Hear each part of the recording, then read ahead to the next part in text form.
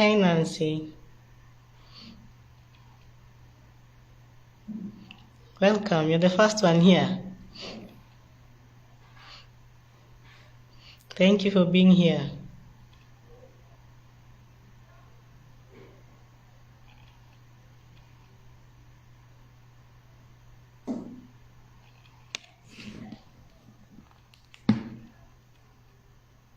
I think I'll give another 2 minutes. If there's no one else, we'll continue. At least we have someone, so we can call it a class.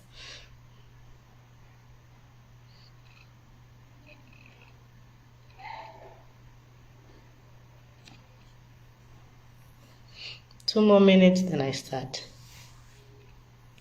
Okay, we were initially supposed to do it on YouTube.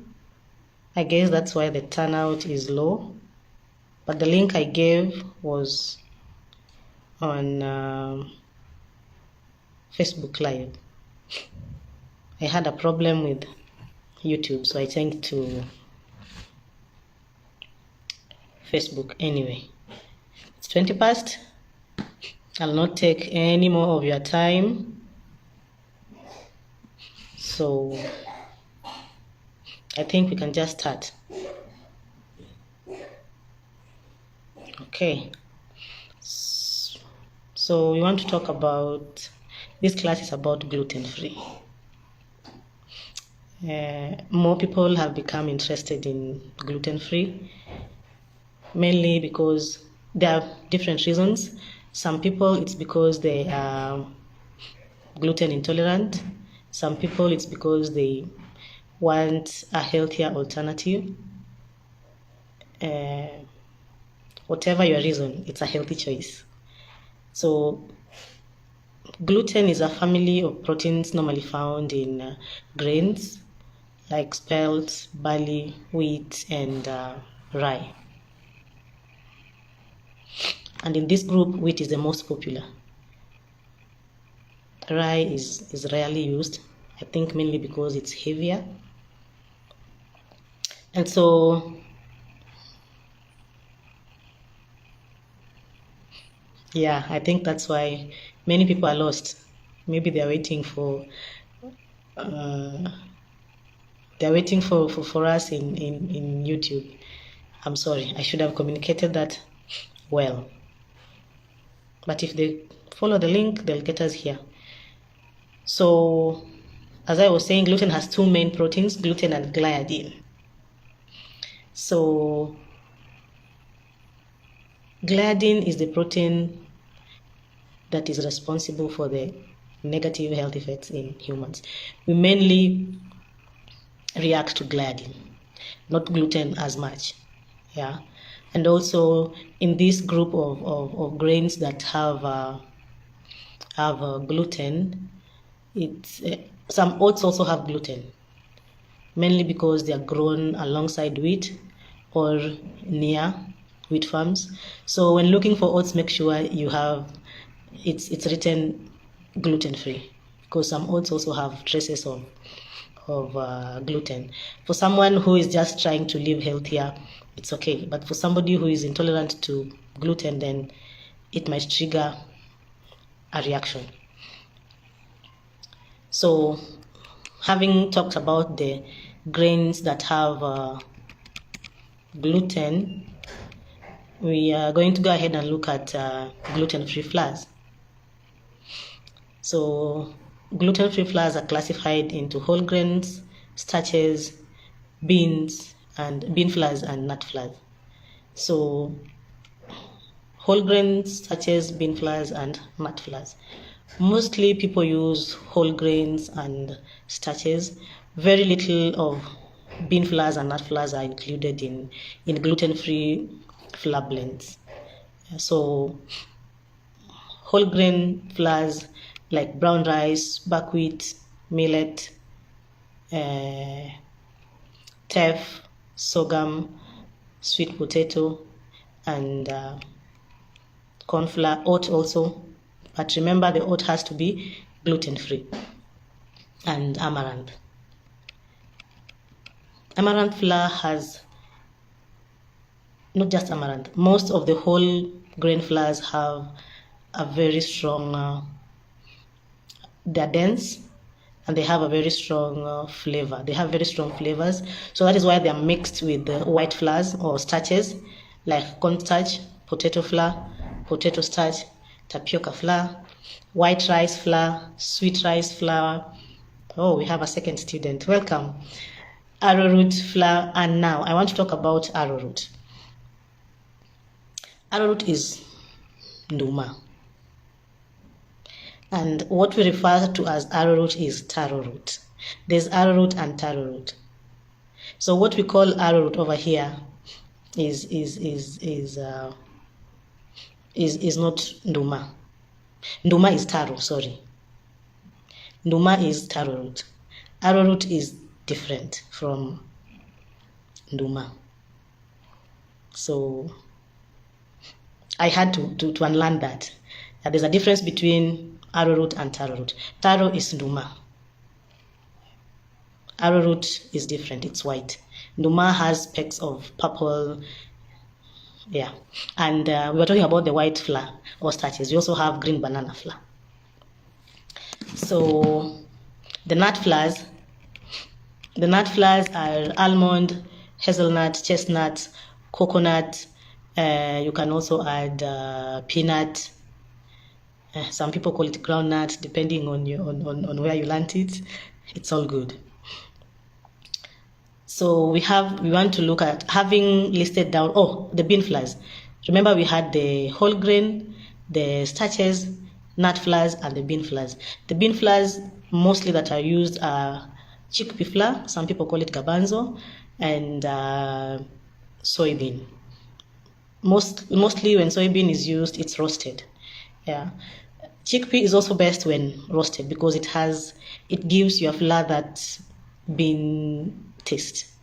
You can feel it when it's put in a gluten-free flour. So if you roast it, you'll get better results.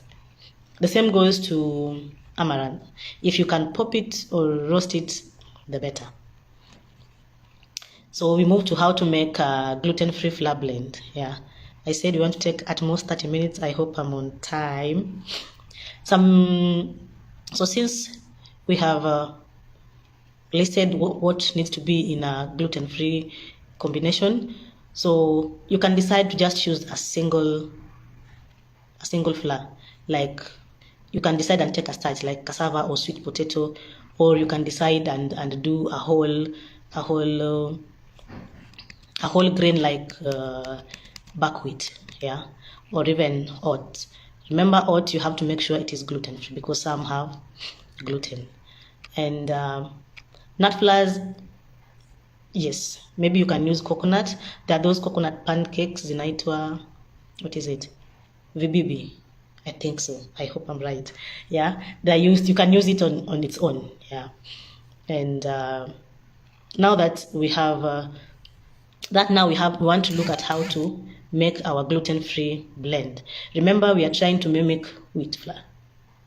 And wheat flour has 14% moisture, 9 to 14% protein, 1 to 2% fat, 54 to 62% carbs, 1.7 to 2.6 of fiber, and then there's ash, which makes up for 1.2 to 1.7%. So whole wheat, you're asking examples of malt flour, okay, in a bit. Remember also that whole wheat flour retains fiber, yeah, that the white flour does not have. So when you're making, when you want to mimic whole wheat, then you have to put that into consideration. And also remember, you don't have to come up with a gluten-free flour that is exactly mimicking the wheat flour. Depending on what you're making. For example, if you're making something like cakes are easier. Cakes and pancakes, those are easier. Something like chapati or samosa that needs to stretch. So for something like that, maybe you'll need cassava, yeah, and that is purely starch. So it depends on what you want to do, because most of these flours also don't have it's the gluten that you're running away from that makes them stretch. So when you're trying to mimic that, it gets a little complicated, but it's doable. So when making gluten-free flours, always aim at a 60-40% ratio. That is 60% of white flours and 40% of whole grains. Yeah.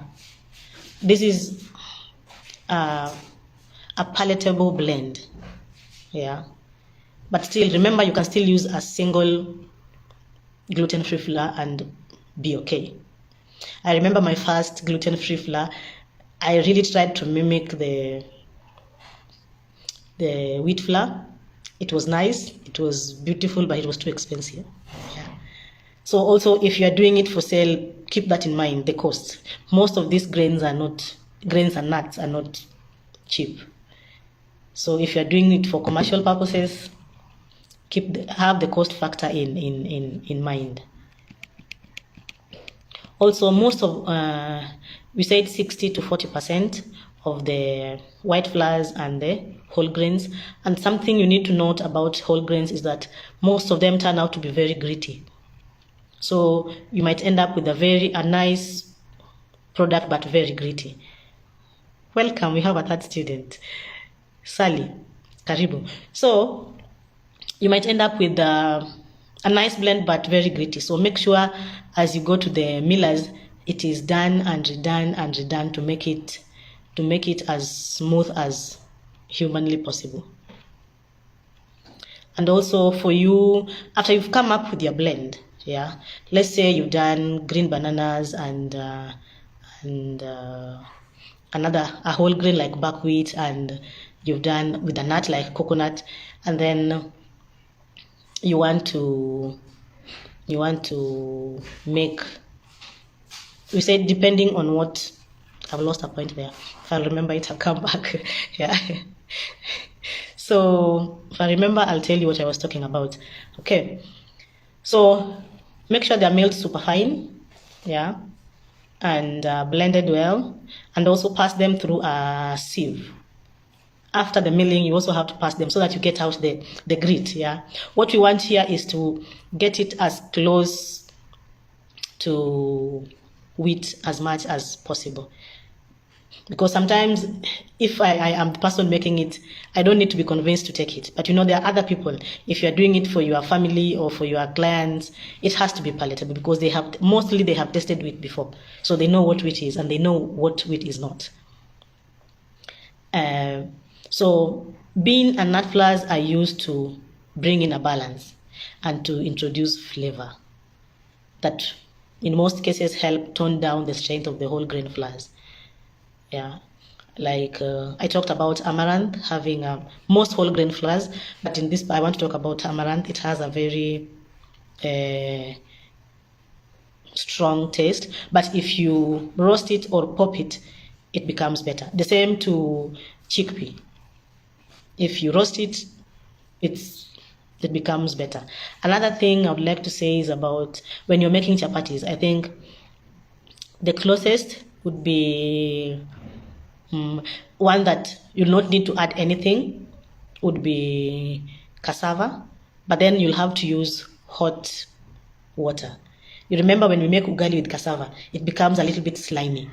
Yeah, so that is what happens. You remember when the water has boiled and you're making ugali and you cook, it becomes slimy. So it stretches, not slimy, it stretches. So the same thing when you're making chapati with cassava, put hot water, it will help. Also, you can use tapioca starch.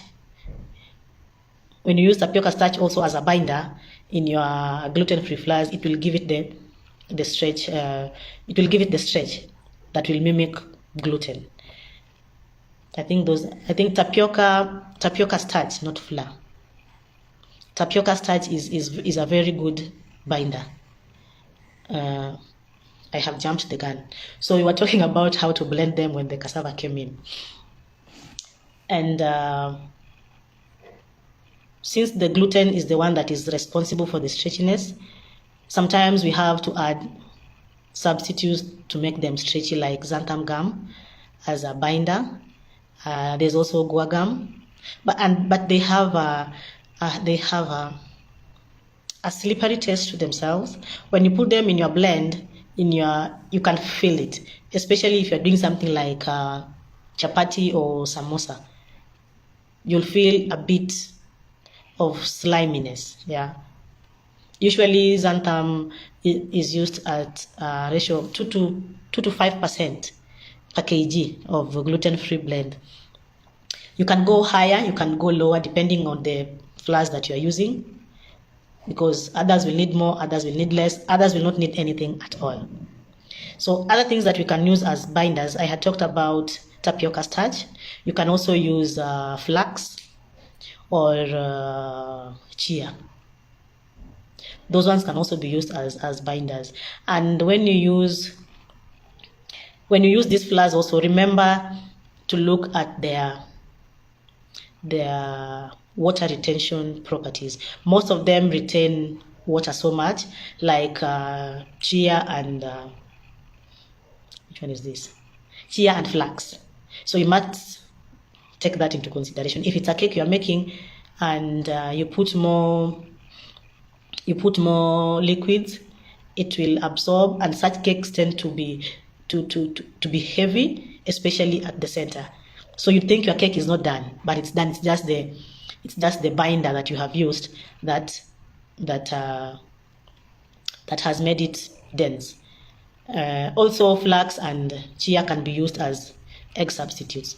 And when doing that, also keep in mind that they make it heavy, so you don't use a little bit.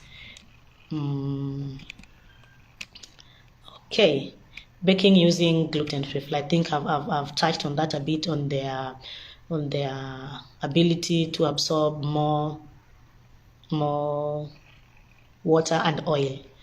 Yeah, some of them, if you use to make chapati, if you're using a tablespoon for the chapati, a gluten-free flour will take 2 tablespoons and it still looks dry.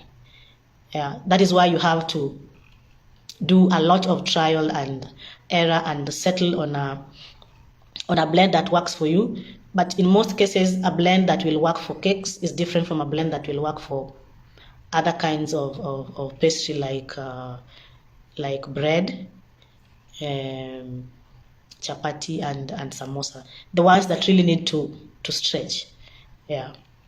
And then yeah, so the way and these are grains, so they also get burnt very fast. Sometimes you might have a chapati that is burnt but is not cooked, so you also have to look at that when cooking, the heat. And when making cakes also, there's a very thin line between moist cake and a dry, gritty, gluten-free cake. So your time has to be right, your ingredients have to be right, and you have to time it. You have to wait for it, like if it's a cake you're baking, sometimes I say you wait for it like you're waiting for milk, yeah, to boil. So you have to be very careful, keen, and precise.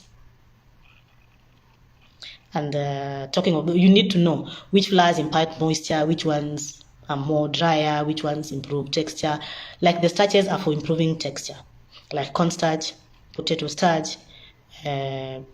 They mellow down the grains and improve on the grittiness of the grains and improve the texture. So you also have to do, and on mixing, you also have to look at that. On mixing, gluten-free flours don't need to be mixed. We are not developing gluten. When we make gluten stuff like chapati, we have to knead. The kneading process helps in developing the gluten. And in gluten-free, since we don't have the gluten, there's nothing we're developing. So you just mix it and put aside and cook. Yeah. Also, when you're doing something like, when you're doing yeast products, it takes longer for a gluten-free flour to puff. So sometimes it might need help. You might need to put it inside your oven or the microwave with warm water for it to rise. If your kitchen is cold, make it warm, because you could be waiting for your gluten mahamri or gluten bread to rise and it doesn't rise. Yeah. So that is also something to note when making things like yeast products, basically bread, mahamri, which other one? Those ones. So they need help with rising. And sometimes you might think it has risen, you go put it in the oven, it goes flat. So it's trial and error, lots of tears, but once you know what to put together and how to work on it, you are good to go. And another thing we were supposed to look at was baking for diabetics. Yeah, we have looked at how to make our gluten-free flours and how to bake using them, and then gluten intolerant people, and I'll go to the gluten intolerant people and finish with baking for diabetics. So there are people are increasingly becoming intolerant to gluten. Maybe it's what has been put in it, or we are just changing, whatever it is. When you're making, those who are gluten intolerant react. There are people who react even when there's cross-contamination. Mostly cross-contamination happens when a gluten-free product is made in the same kitchen where gluten products are made. Yeah. And I used to do gluten-free flours, and I stopped because I was using the same kitchen where I was doing gluten-based flours. For somebody who is trying to be healthier, it's okay, they will not react. They will not even detect it was done in the same kitchen. But for somebody who is gluten intolerant, any small amount of gluten in their product might trigger a reaction. And some of them get hospitalized for these reactions. So I didn't want to get to that point where I encounter someone whose reaction has been triggered by that. So when doing that, if this person, when baking for gluten intolerant people, you need to know their level of aggravation or level of reaction. Yeah, if they're running away from gluten just because it's gluten, that's fine.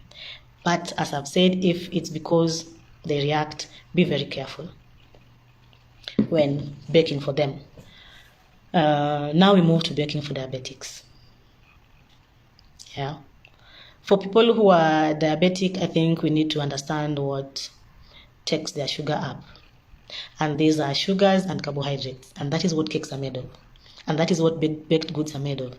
Even as we do gluten-free. For somebody who is diabetic, yeah, we are still doing starch. Most of the gluten-free flours are highly starchy. And for them, if they eat too much of that, it spikes their sugars. Yeah. So their main concern is sugar and carbohydrates. So I have not found a diabetic cake. I'm yet to find one. I can't say there isn't, but at the moment, even the sweeteners that you want to use, you say it's healthy. But for a diabetic, even something as healthy as dates, which has minerals and fiber, they're only supposed to take a maximum of 6 in a day. And the baked goods are packed with sweeteners. So sometimes we run and say, oh, I'm baking for diabetic, I'm using honey, I'm using jaggery or sukari nguru, I'm using, which other one? I'm using dates, I'm using fruit purees. My friend, it's still all sugar. In, was it 2018? I was pre-diabetic and I was not taking sugar. For the whole of that year, I had not been taking sugar. I was taking sukari nguru. But it is still sugar. Apparently, I was overdoing it because I was using it in my tea. I was using it in everything that I baked. And I also have a sweet tooth. I was also munching it. So I got to the hospital and I actually went for tonsils. And I was feeling some numbness on my left foot. And I said, since I'm here, let me just say it. And it turned out to be the biggest thing. Yeah, even my sore throat iliisha. Yeah, I had to focus on being pre-diabetic. When you're pre-diabetic, what happens? What it means? It's that your sugars are above normal. Your blood sugar is above normal, but not high enough to make you diabetic. I was 2 points away from being diabetic, and I was using sukari nguru. So when baking for diabetics, you be very, yes, Nancy, yes, there's stevia. You be very careful because fruits also have sugar, but the joy of fruits is that they come with fiber. But for diabetic, you still have to be careful. For them, I think the thing you can do is to use alternative sweeteners. Yeah, like, sorry. You can use the natural sweeteners in moderation, but also you can use alternative. They're called, what are they called? They are called alcohol sugars. Things like xylitol. I think there's the one that is mostly common is xylitol, and then there is sorbitol, maltitol, mannitol, lactitol. There are many. So those ones, and then there's this other one called monk fruit. So monk fruit mostly is a blend. Most people don't use it on its own, but they say monk fruit on its own also has a taste. But they say it has 0 or very low calorie, and those ones, they don't spike sugars. So for diabetics, you can use those sweeteners. But when using things like honey, dates, sukari nguru, molasses, use them in moderation because they still spike their sugar. They are healthy for the rest of us. And even for the rest of us, if you do it too much, like I did it, you'll be at risk. Yeah. And for the flours, for the diabetics, if you're baking for diabetics, the best flour would be green banana. Green banana flour is, green bananas are resistant starches. So I don't know how to explain a resistant starch. It does not spike their sugars as the other starches. I have forgotten the explanation. But green banana is very good. Or do they say it's absorbed in the... I don't want to misrepresent anything here. So green banana flour is very good, even for you.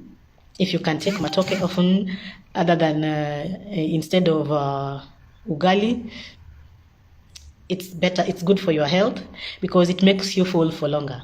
When you take matoke for breakfast, you'll not be hungry until around 2 or 3. Yeah. In the same measure, when you take ugali in the morning, by around 10 or 11, you'll be wanting some more. If you take your matoke well in the morning, you stay full for longer. So for diabetics, you look for things that resistant starches that do not spike their sugars. But also remember, green banana flour is not palatable. I have tried using it. It has a strong taste, which is not very nice. And you have to blend it with the starches to make it palatable, to make it appealing. Yeah. But if you can take it without, the better for you. Yeah. I think I have covered everything. Any questions? Thank you for being here. I think most people got confused. We were to do it on YouTube and it didn't happen. I had a problem. So, but still, thank you for being here. Yeah.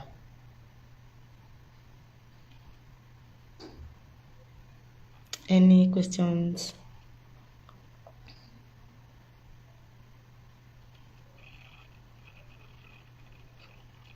I think I've done 30 minutes or more. We started at 20 minutes past. Yes, we have done 54.